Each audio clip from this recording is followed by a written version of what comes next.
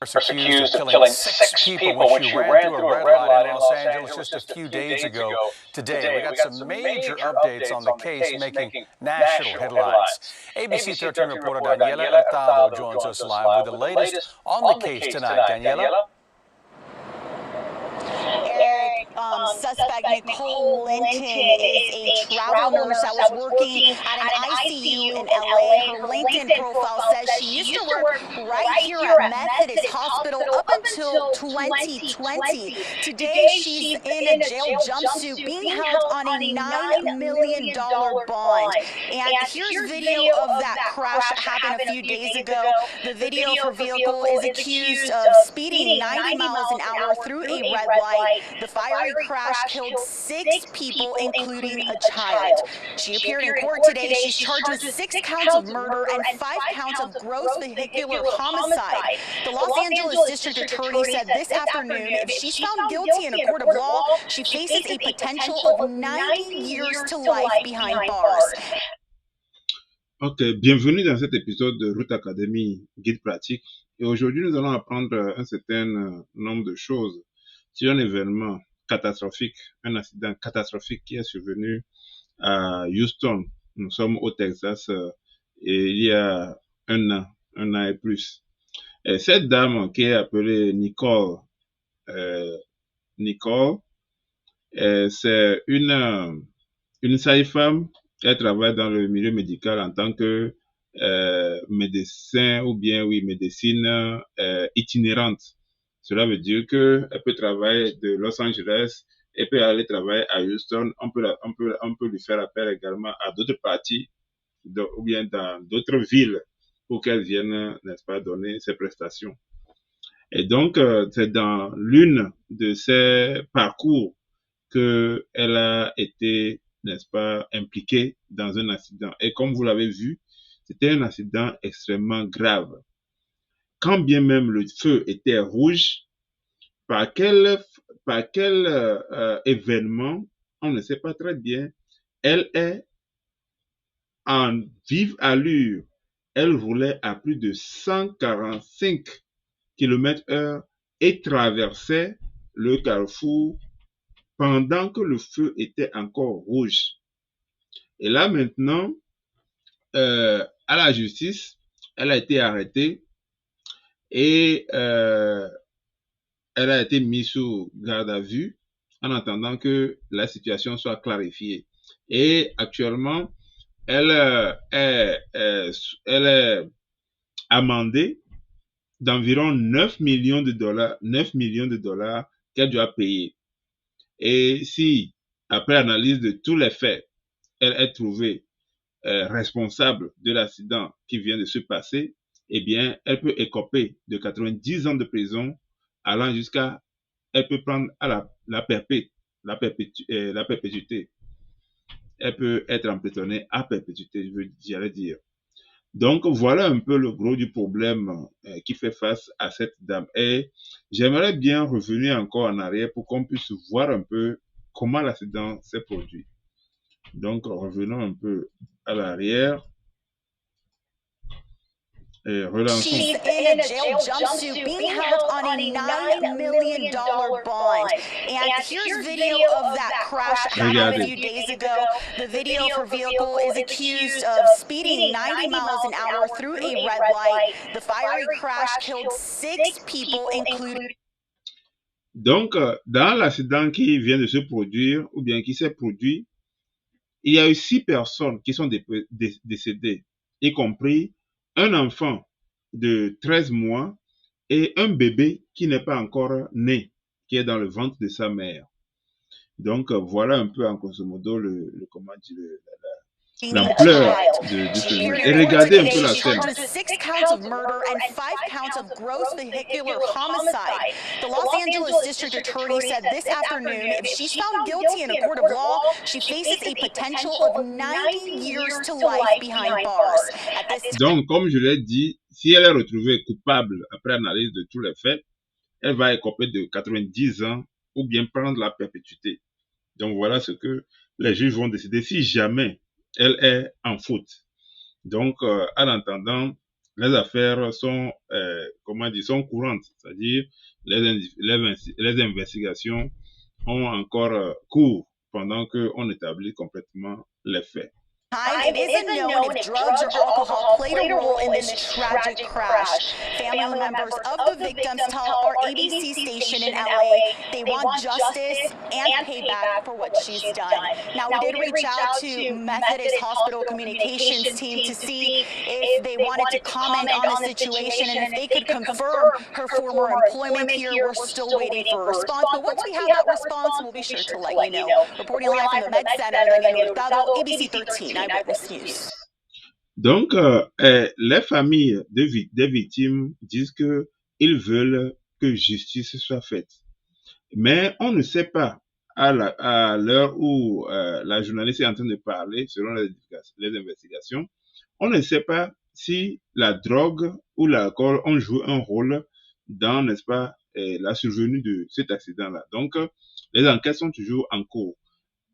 Ceci est le reportage de la chaîne nommée ABC 13. Mais il y a eu d'autres faits qui ont été révélés par une autre chaîne. C'est la raison pour laquelle, de façon générale, pour analyser un certain nombre d'informations et avoir un peu une approche véridique, il faut comparer les faits venant de plusieurs chaînes, plusieurs sources, afin de recouper les informations. Et nous allons voir un peu ce que dit la seconde chaîne qui aussi est partie aux investigations.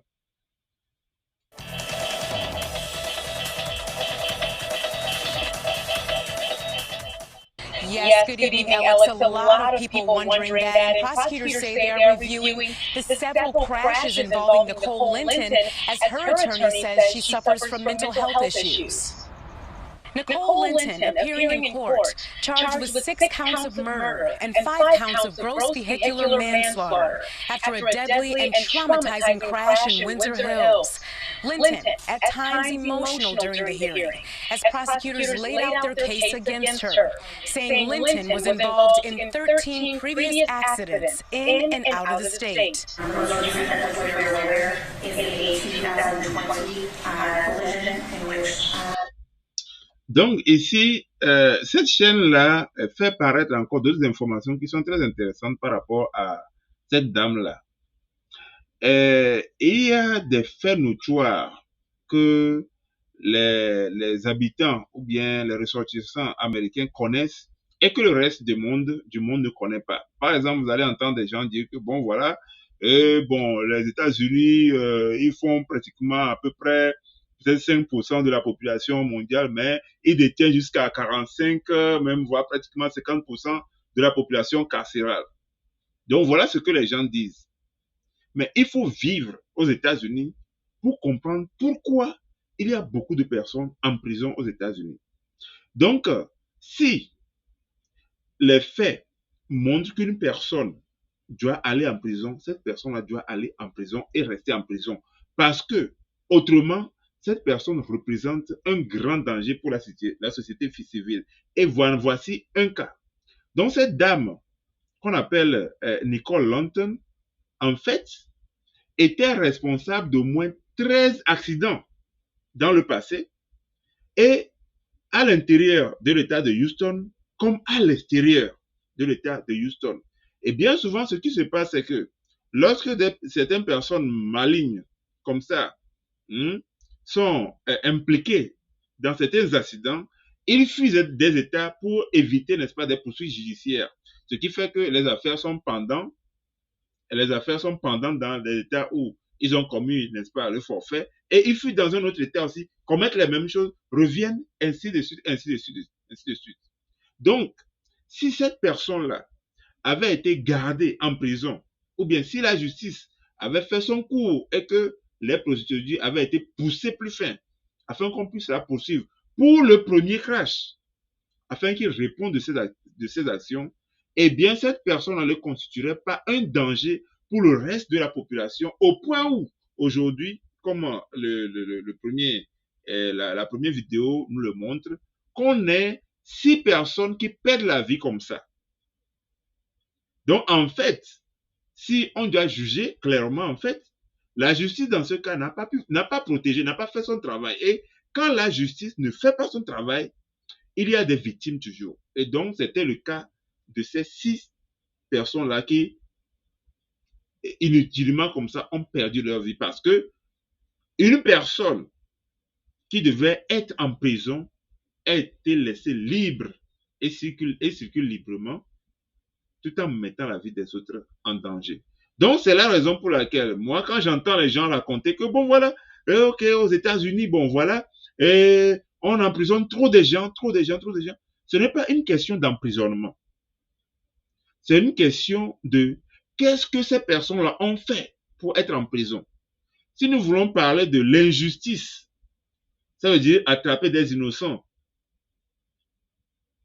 malgré le fait qu'il y a des preuves qui prouvent le contraire, ça c'est une autre histoire. Si nous voulons parler du racisme, ça aussi c'est une autre histoire. Mais pour des faits flagrants où les individus ont commis des forfaits avec des preuves à l'appui, ceux qui commettent des forfaits avec preuves à l'appui méritent d'être mis devant les barreaux pour éviter à la société civile des risques inutiles.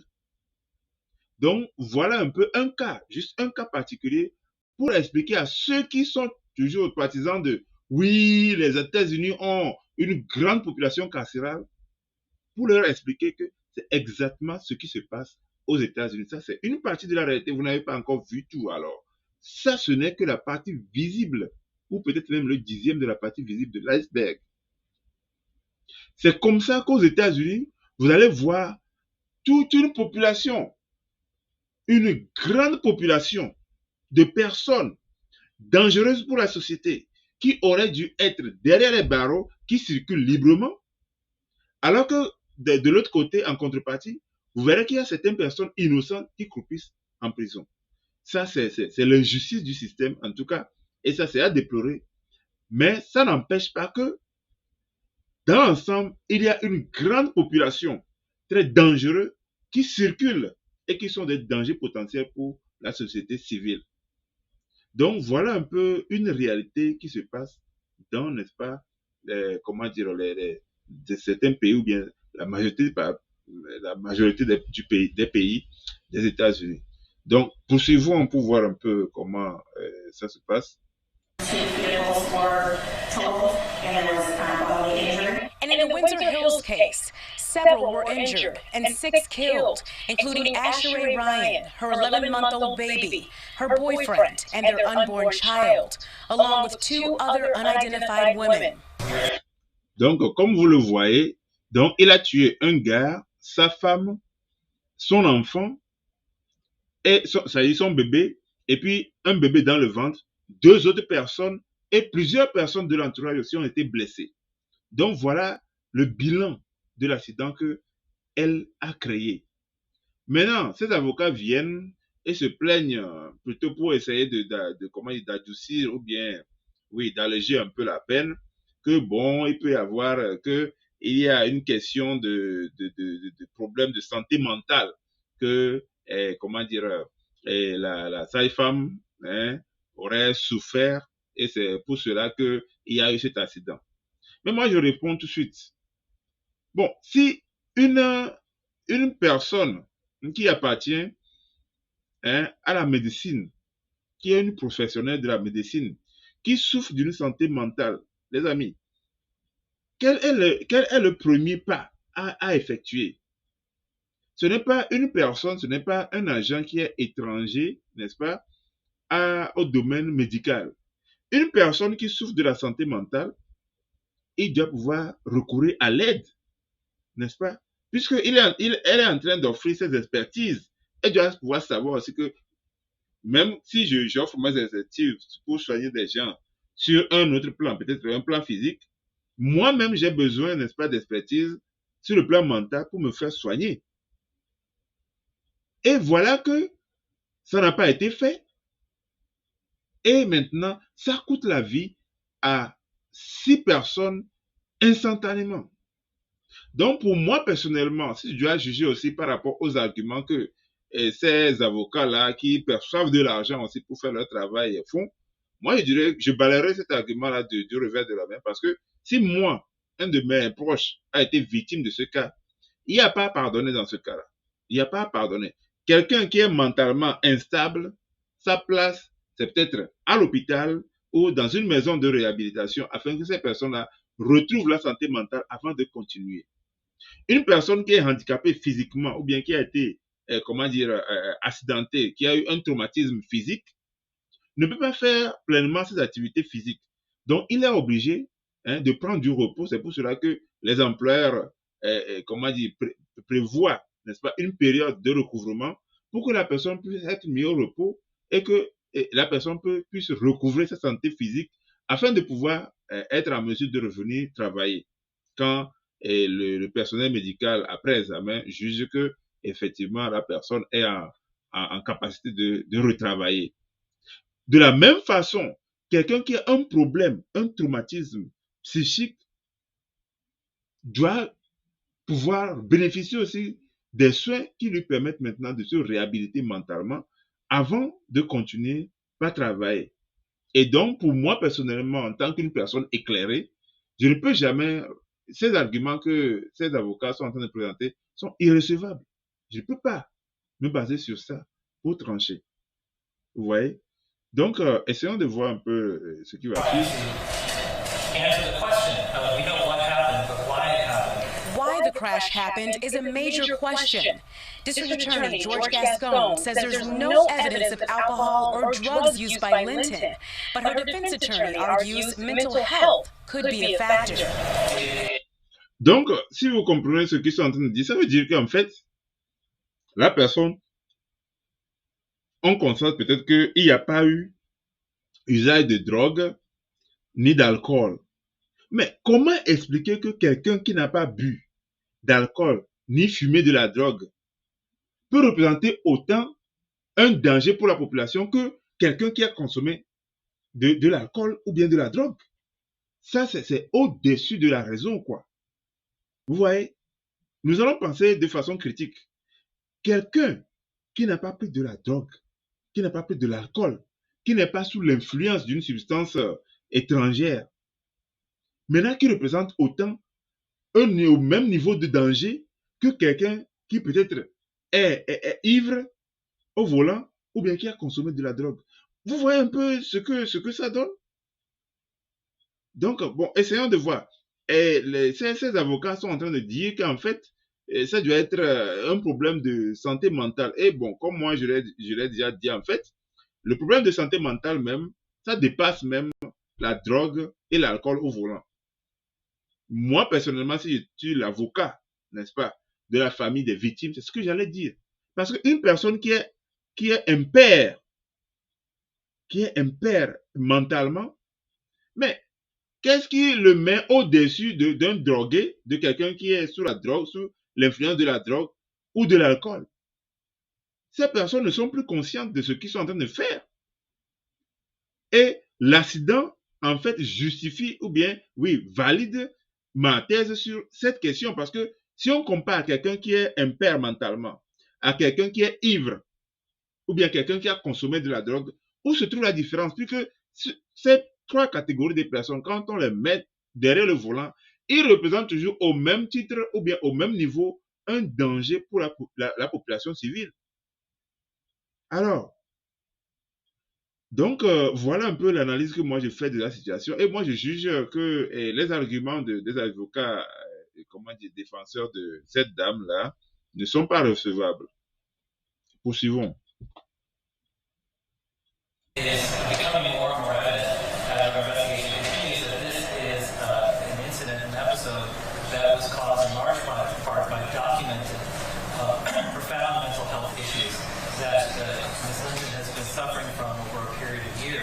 Criminal defense attorney and legal analyst Lou Shapiro weighs in. Anything of like a mental health issue, if someone is very depressed or suicidal, something of that sort, that could play into sympathy and compassion by the prosecution and the judge. However, when we're dealing with stakes this high, with deaths and violence, so to speak, that can only go so far.